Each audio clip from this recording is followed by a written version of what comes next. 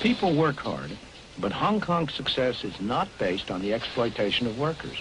Wages in Hong Kong have gone up fourfold since the war, and that's after allowing for inflation.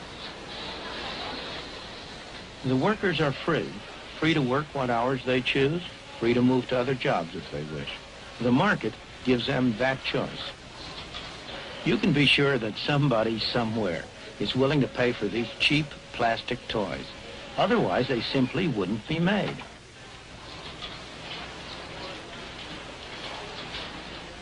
Competition from places like South Korea and Taiwan has made cheap products less profitable.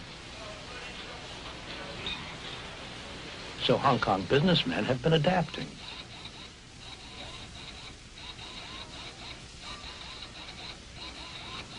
They've been developing more sophisticated products and new technology that can match anything in the West or East.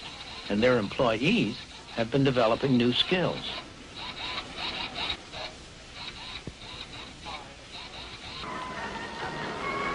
It's the ordinary people of Hong Kong who benefit from all this effort and enterprise.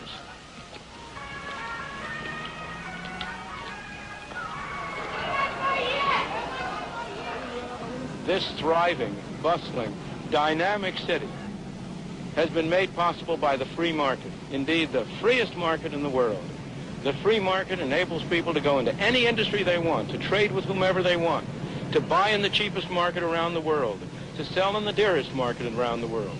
But, most important of all, if they fail, they bear the cost. If they succeed, they get the benefit. And it's that atmosphere of incentive that has induced them to work, to adjust, to save, to produce a miracle. This miracle hasn't been achieved by government action, by someone sitting in one of those tall buildings telling people what to do. It's been achieved by allowing the market to work.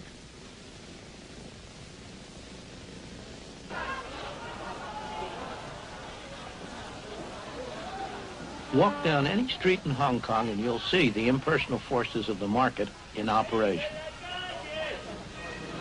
Mr. Chung makes metal containers. Nobody's ordered him to. He does it because he's found that he can do better for himself that way than by making anything else.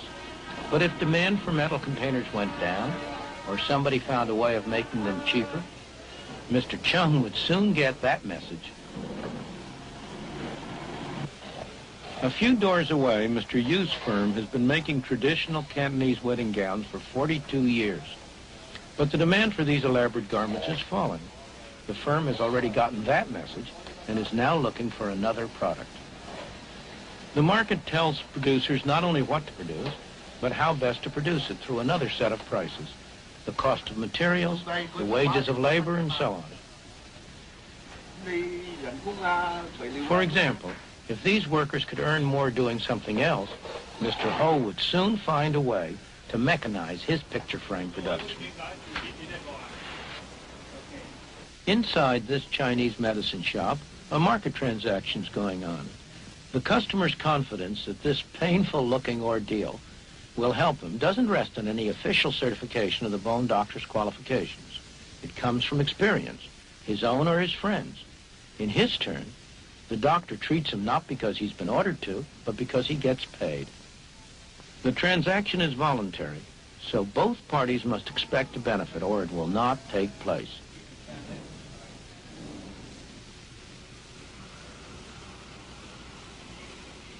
Believe it or not, this backyard is the entrance to a factory.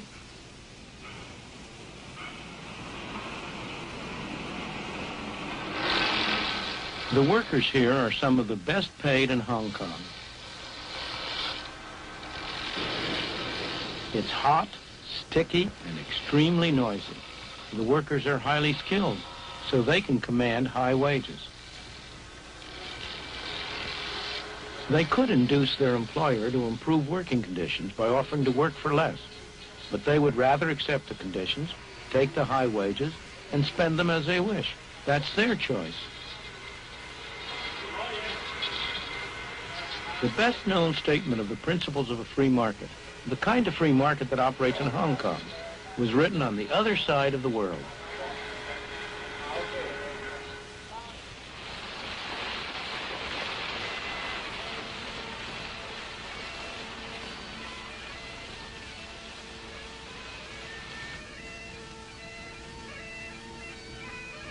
200 years ago in Scotland, Adam Smith taught at the University of Glasgow.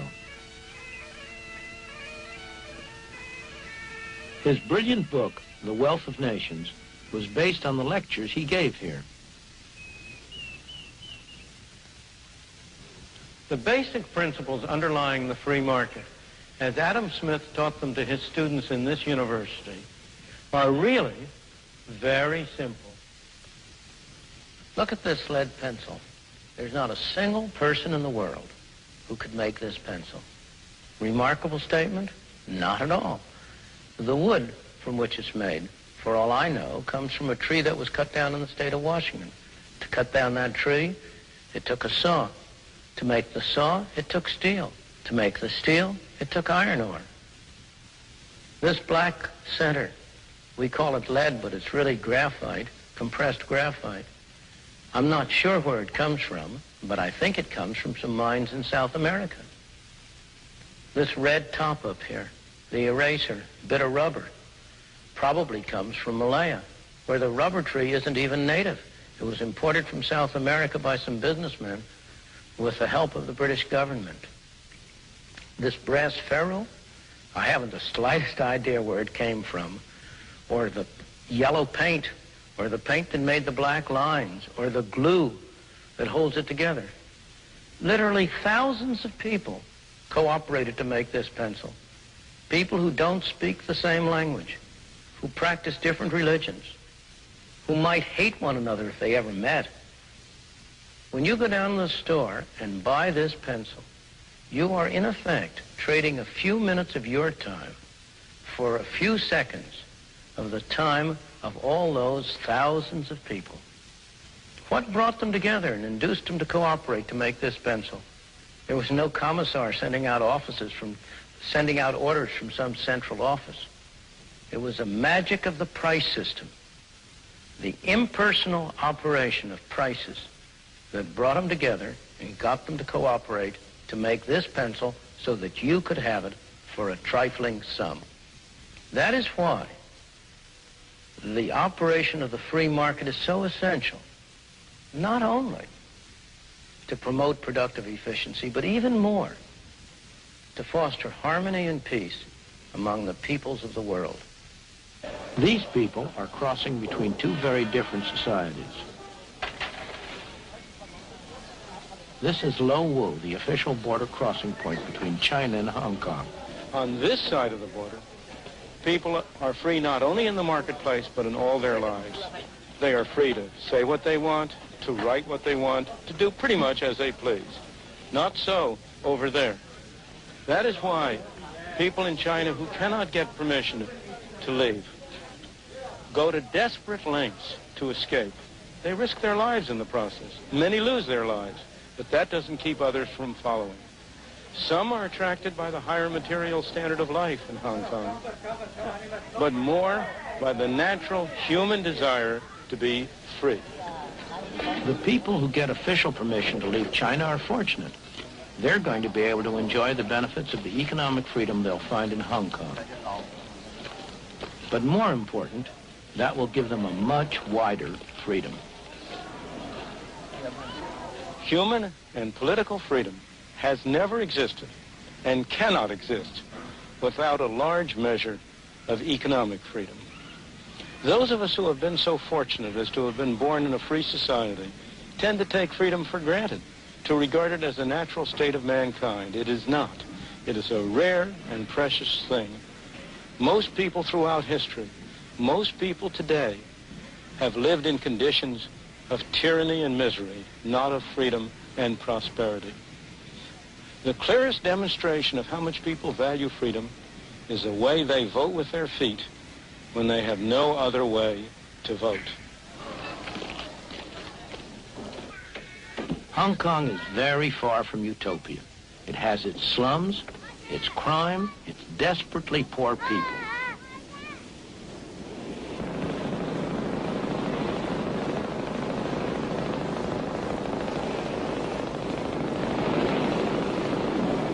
But the people are free. That's, after all, why so many of them have come here, despite having to live in leaky houseboats in one of Hong Kong's many small harbors. Here, they have the freedom and the opportunity to better themselves, to improve their lot, and many succeed. There is an enormous amount of poverty in the world everywhere. There is no system that's perfect. There's no system that's going to eliminate completely poverty, in whatever sense. The question is, which system has the greatest chance? Which is the best arrangement for enabling poor people to improve their lot? And on that, the evidence of history speaks with a single voice. I do not know any exception to the proposition that if you compare like with like, the freer the system, the better off the ordinary poor people have been. Ask yourself what it is that assures these garment workers in Hong Kong a good wage. Not high by Western standards, but high enough to enable them to live far better than most people in the world. It's not government or trade unions that do it. These workers do well because there's competition for their labor and skills.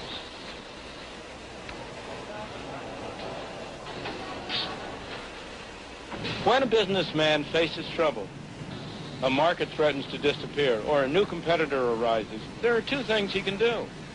He can turn to the government for a tariff or a quota or some other restriction on competition, or he can adjust and adapt. In Hong Kong, the first option is closed.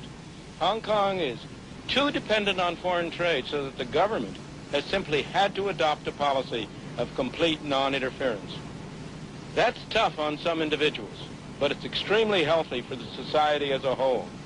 Only the businessmen who can adapt, who are flexible and adjustable, survive, and they create good employment opportunities for the rest. The complete absence of tariffs or any other restrictions on trade is one of the main reasons why Hong Kong has been able to provide such a rapidly rising standard of life for its people. In all this, the government of Hong Kong has played an important part, not only by what it has done, but as much by what it has refrained from doing. It has made sure that laws are enforced and contracts honored. It has provided the conditions in which a free market can work. Most importantly, it has not tried to direct the economic activities of the colony.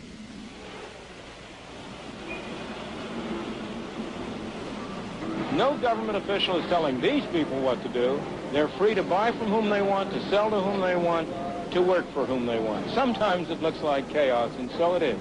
But underneath, it's highly organized by the impersonal forces of a free marketplace.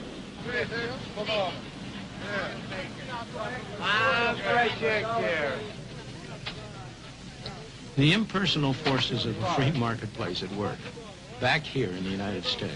Hey, two broccoli, $1.25. Prices are the key.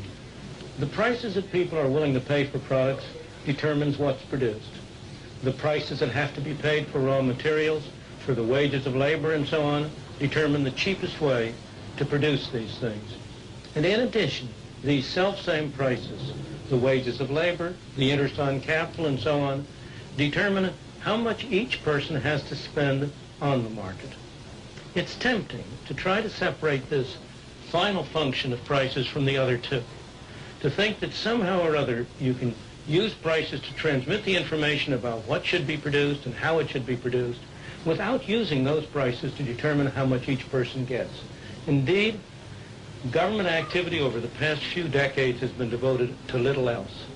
But that's a very serious mistake.